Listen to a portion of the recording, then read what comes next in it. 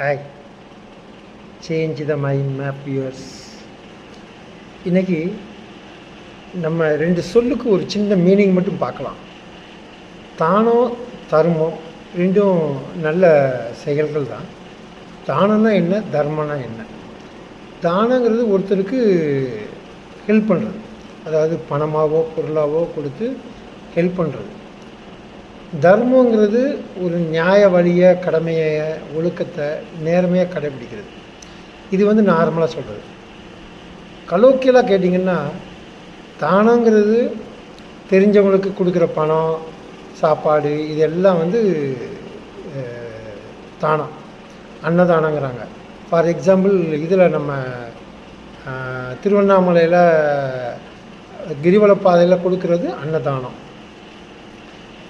தர்மங்கிறது என்னன்னு கேட்டிங்கன்னா, தெரியாத ஆளுக்கு கொடுக்குறது தான் தர்மம். தர்மம் எப்போ வரும்? ஒரு பிச்சைக்காரன் நடு ரோட்டில் நிற்கான், அவன் யாருன்னு உங்களுக்கு தெரியாது, ஆனால் அவனுக்கு ஏதோ காசு போடுறீங்கன்னா அது தர்மம். தெரிஞ்சவனுக்கு பணம் கொடுத்தா அது தானமாகலாம். தெரியாத ஆளுக்கு கொடுத்தோம்னா அது தர்மம்.